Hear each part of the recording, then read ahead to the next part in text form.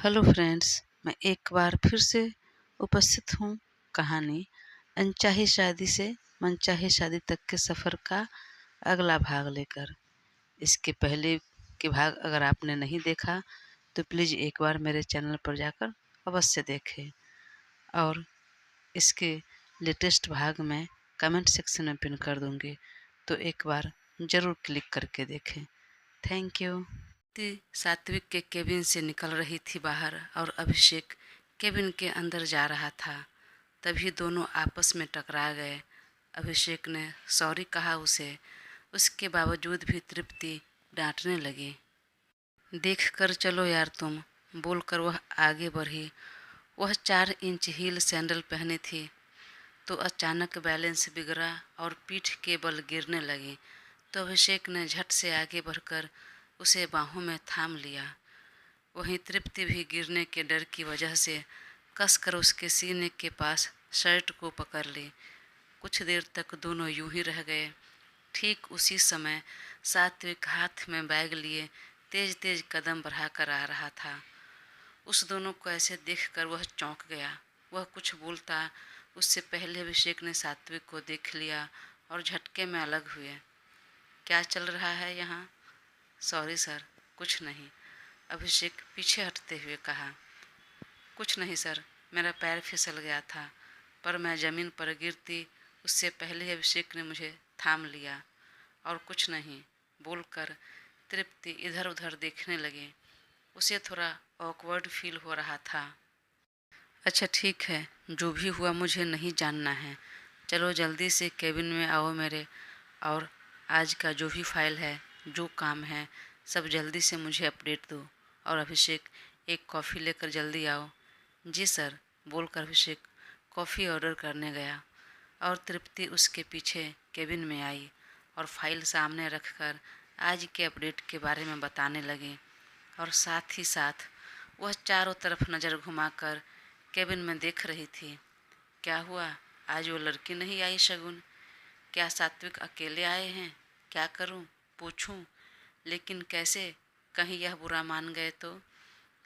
तभी सात्विक ने कुछ पूछ रहा था तो उसका जवाब देने के बजाय वह यही सब सोचने में खोई थी। उसके बातों पर ध्यान नहीं दिया तो उसने ज़रा जोर से कहा, तृप्ति, तुम मेरे केबिन में हो, अभिषेक के बाहों में नहीं, तो ख्यालों से बाहर आ जाओ तुम, और जो पूछ रहा हूँ उसका आंसर करो, काम पर ध्यान दो, और जो भी करना हो ड्यूटी ख़त्म होने के बाद और ऑफिस के बाहर जाकर करना।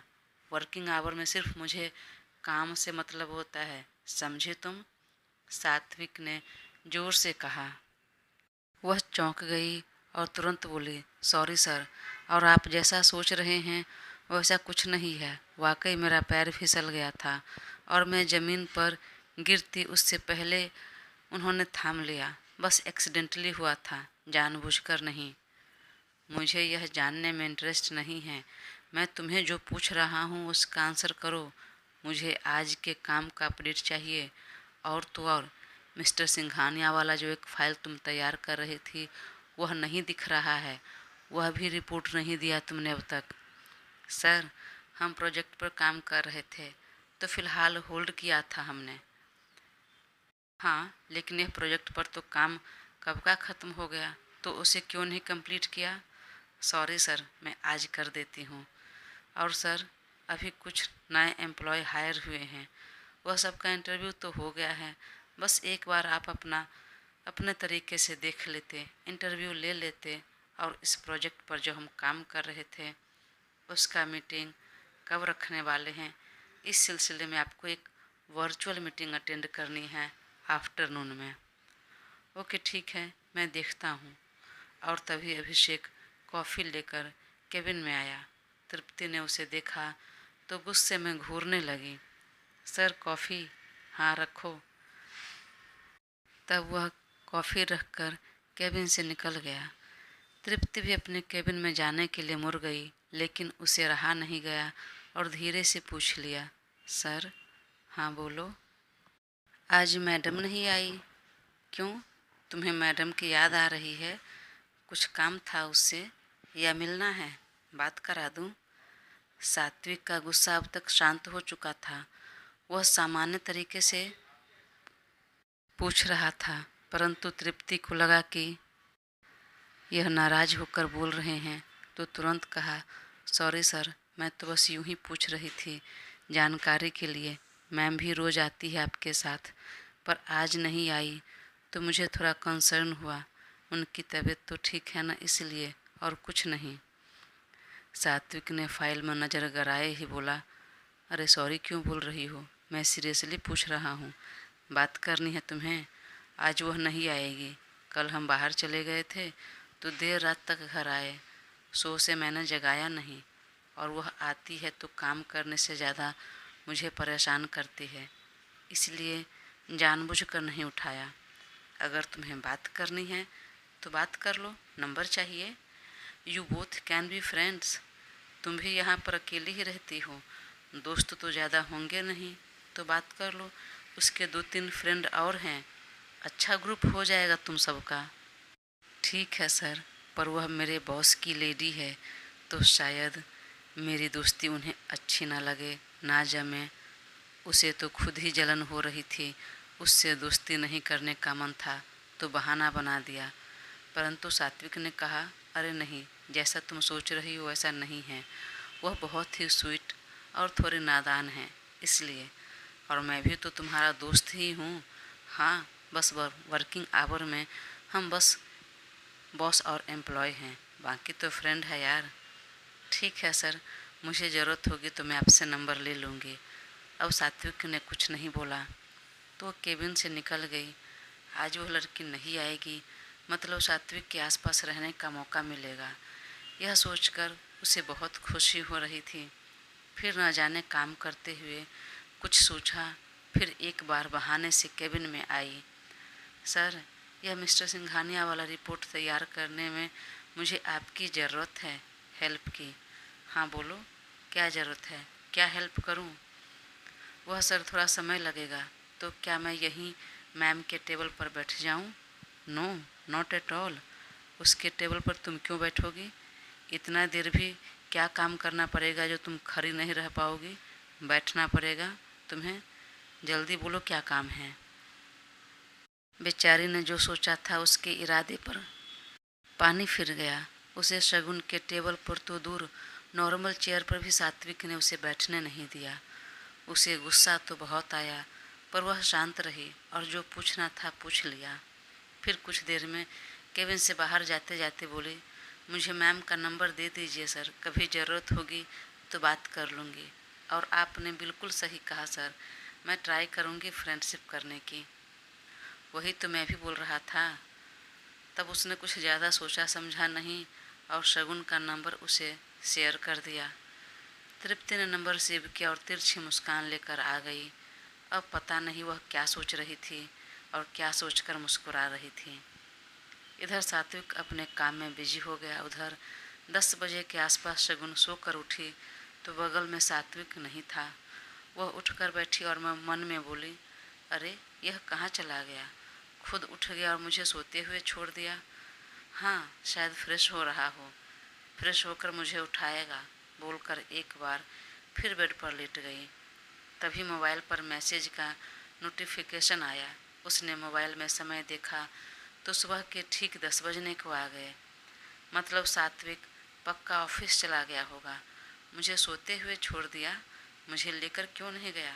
मैं इतनी इरिस्पॉन्सिबल तो नहीं हो सकती, मुझे जाना ही होगा, वरना पापा तो कहीं नाराज़ होंगे ही।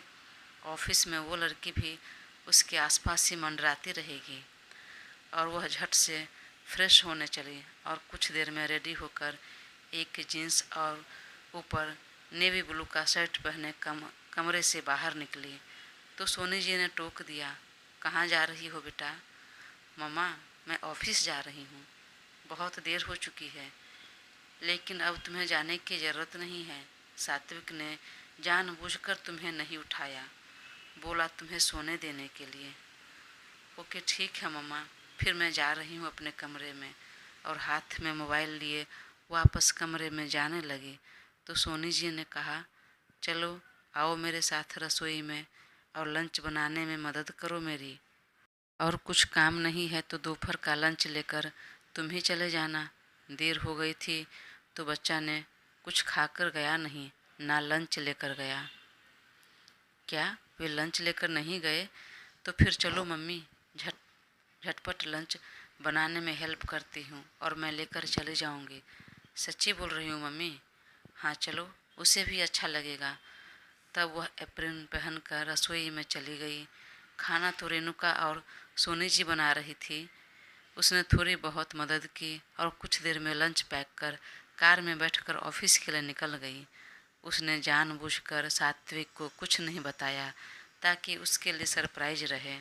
इधर अपने इंटरनेशनल बिजनेस पार्टनर्स के साथ वर्चुअल मीटिंग करने और प्रोजेक्ट के फाइनल मीटिंग का डिस्कशन हुआ। प्रोजेक्ट का सैंपल देखने के बाद उन्हें बहुत अच्छा लगा, पसंद आया और मीटिंग के लिए डील को डन करने के लिए रेडी हो गया। तब सात्विक ने अपनी बात रखी कि मीटिंग इंडिया में रखेंगे, तो वह मान गया, लेकिन कहा अगर इंडिया में मीटिंग रखनी है तो फिर 15 दिन लग जाएंगे। कुछ पर्सनल रीज़न की वजह से 15 दिन के लिए मीटिंग पोस्टपोन हो गया। सात्विक को भी कोई आपत्ति नहीं हुई, क्योंकि इसी बीच जैन और रूही की सगाई हो जाती और सबका आउटिंग भी, तो खुशी खुशी मान गया। मीटिंग हॉल से कुछ देर में निकलकर वह अपने केबिन की तरफ आ रहा था और साथ में अभिषेक और तृप्ति भी आ रही थी। वह काफ़ी खुश लग रहा था। उसने अपने घड़ी की तरफ देखते हुए कहा, अभिषेक कुछ लंच मंगाओ जल्दी, बहुत भूख लगी है। घर से नाश्ता भी नहीं करके आया था आज और मैं लंच भी लेकर नहीं आया हूँ। ओके सर, अभी ऑर्डर करता हूँ। तृप्ति को अच्छा मौका मिला और उसने तुरंत कहा, सर अगर आप कहें तो मैं अपना लंच दूँ, आप करेंगे? कर लीजिए ना सर, घर का बना हुआ है, बाहर का खाने से तो बेटर है घर का बना हुआ खाइए। सात्विक ने बोला, ठीक है, मुझे कोई प्रॉब्लम नहीं है, लेकिन लंच तो तुम बस अपने लिए लाई होगी ना, तो उसमें अगर मैं भी खा लिया तो कम पड़ जाएगा तुम्हें, फिर तुम क्या खाओगे? नहीं सर, सफिशिएंट है, हम दोनों का पेट भर जाएगा आराम से, कम नहीं पड़ेगा। तो फिर तुम लंच लेकर मेरे केबिन में आ जाओ। तब वह झट से लंच बॉक्स लेकर उसके केबिन में आ गई। सात्विक ने अभिषेक को लंच के लिए अब मना कर दिया। वह दोनों एक साथ लंच करने लगे और अभी अभी उसका लंच करके ख़त्म होने लगा कि तभी शगुन लंच का बॉक्स लेकर केबिन के अंदर आती हुई दिखाई दी। दरवाज़ा कांच का था। हल्की सी झलक तृप्ति ने देख लिया शगुन का। वहीं सात्विक ने ध्यान नहीं दिया और शगुन ने बताया भी नहीं था कि मैं आ रही हूँ, तो उसे नहीं पता चला। वह केबिन का डोर खोलने लगी कि तभी जानबूझकर तृप्ति ने कहा, सर यहाँ पर आपको जूठा लगा है, साफ कर लीजिए। उसने हाथ से पूछा, टिश्यू पेपर से भी पूछा, फिर भी कहा, सर लगा हुआ है अब भी। और जब तक सात्विक वॉश बेसिन में जाता, तृप्ति अपना हाथ बढ़ाकर जूठा साफ करने लगी और जानबूझकर उसके ऊपर गिर गई। रिक्लाइनर चेयर था। अचानक वह उसके ऊपर गिरी तो थोड़ा पीछे हो गया चेयर। तृप्ति गिर जाती, इसलिए सात्विक ने उसे पकड़ने के लिए अपनी बाँह कमर में लपेट दी। ठीक उसी समय केबिन में शगुन आ गई। देखते ही चौंक गई, क्या हो रहा है यहाँ? उसकी आवाज़ सुनकर तृप्ति झट से उठ खड़ी हुई और सात्विक भी सामान्य होते हुए कहा, बेबी तुम यहाँ अचानक? लेकिन शगुन गुस्से में लाल पीली होकर तृप्ति को घूर कर देख रही थी। तब वह हौले से मुस्कुराते हुए और शगुन को एक तिरछी मुस्कान देते हुए फाइल लेकर और लंच बॉक्स लेकर निकल गई केबिन से। तब शगुन लंच बॉक्स सामने टेबल पर रखते हुए कहा, आज मैं नहीं थी तो ये चुड़ैल तुम्हारे आसपास थी ना, इसी केबिन में बैठी थी ना, और तुमने उसके साथ लंच किया? अरे नहीं मेरी जान, यह तुम्हारी सीट है, तो ऐसे कैसे मैं किसी और को दे दूँगा? और जो तुमने देखा उसके लिए परेशान मत हो। वह अचानक गिर गई तो मैं उसे बस संभाल रहा था और कुछ नहीं। लेकिन शगुन अभी भी गुस्से में थी, तो उसने गाल को टैप करते हुए कहा, अरे स्वीट हार्ट, यकीन करो, उस पर नहीं तो कम से कम मुझ पर तो करो और ज़्यादा मत सोचो।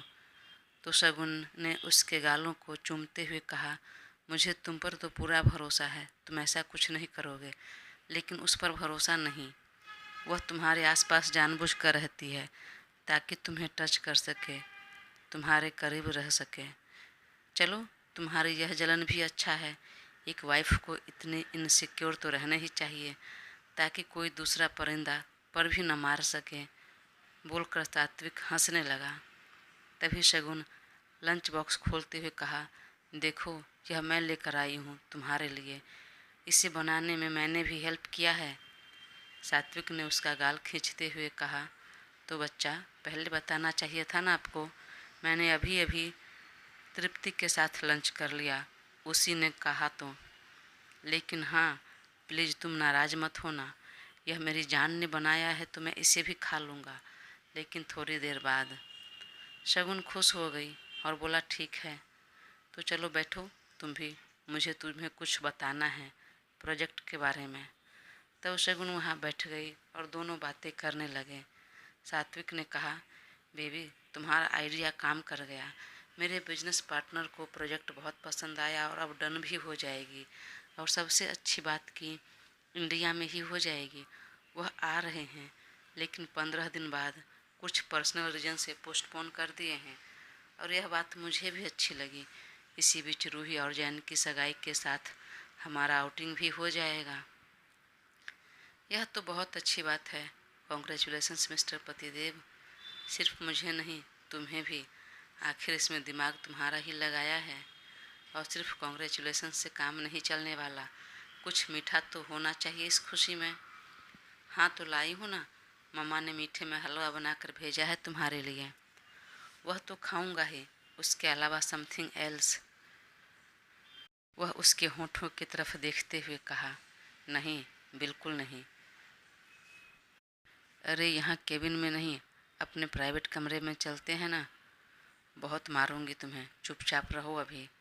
अरे तुम्हें तो पता है ना, खाना खाने के बाद कुछ मीठा खाने से खाना जल्दी डाइजेस्ट होता है।